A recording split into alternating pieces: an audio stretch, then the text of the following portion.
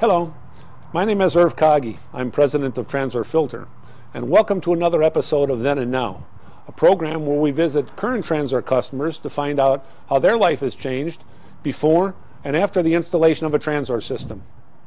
Today we're visiting one of our key customers, Garr Tool in Alma, Michigan. We're meeting today with John Lapine, president of Garr Tool. And John, it's nice to see you again. Good to see you, Irv. Great. Welcome. Thank you. Yeah. John, maybe you can tell us a little bit about the history of Garr Tool. Sure. Garr Tool was started in 1944 by my father, who lived in Saginaw at the time, and he had been working for a competitor for several years and decided to be on his own and started this business in his garage with one machine and one man, and eventually grew enough that he wanted to relocate to Alma to get a little more space, and so relocated to Alma, Michigan in 1949. So started there. Okay. Yeah. And now, so I mean, 1949 to present, the company's certainly grown. How big are you now? How many people? Well, we have 135 people and about 180,000 square feet in this facility. Okay. And I've been the president since about 1981. So quite a bit of growth in the late 80s and into the 90s. Well, you've got a special place, John. There's no question about it. Thank you. You know, we've always enjoyed working with the people from Garr Tool. We're anxious to see it again today and revisit and see the changes. Thank you. We're happy to have you here. And in order to help that out, I think I'd like to introduce you to one of our supervisors, Scott Connor. He's been handling a lot of the things that you're selling and a lot of the machines and repair. And so I think he'd be an ideal person to show you through. Perfect, John. Thanks very much. You bet. Thank you. We're meeting today with Scott Connor, who's a production supervisor here at Garr Tool. Thanks for meeting with us today, Scott. You're welcome. Yeah. I understand that although the company has really grown here at Garr Tool, that you are one of the people that's been with them for a long period of time. Yep, going on 29 years. Not many people can say that anymore. Okay. Have you seen many changes that have taken place in the company over all those years? Yes, quite a few, mainly in the machinery and types of tools that we're doing. So if you've been here 29 years, I mean, actually Transor was introduced to Garr Tool back in 2000, so that's about 13 years ago. You were here actually then involved with producing the tools prior to the Transor coming on board. Yep, yeah, I've been in production for most of my career here, and back then we had different filtration than what we, other than the training. Okay, and what sort of filters did you have back then? We had a cartridge type filter, and we also had a centrifuge, which had some drawbacks. The cleaning of them was quite extensive. So in terms of the cartridges, I mean, they normally filter to about 5 microns nominal. What was your experience with them in terms of maintenance and downtime?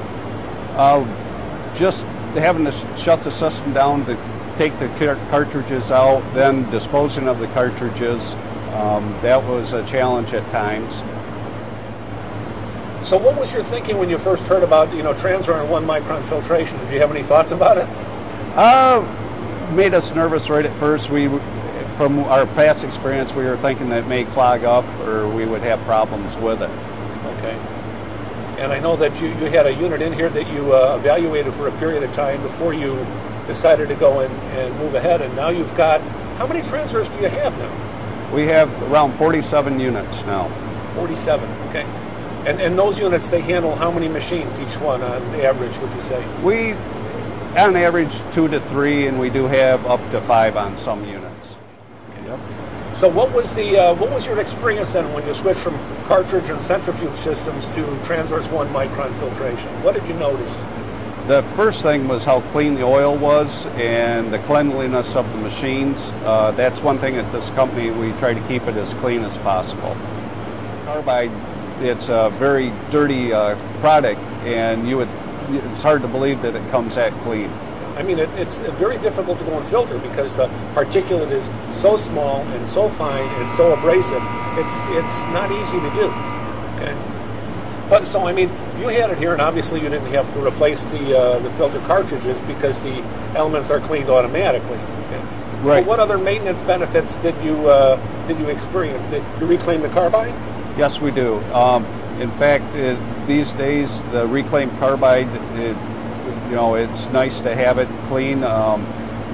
There's no filter media or anything in with the carbide, so it's easy to get someone to purchase it from us. Right. I mean, a lot of people have mentioned that because that's almost like free money. Yes, it is. Were there benefits as it relates to machine life expectancy and maintenance on the machines? Quite a bit.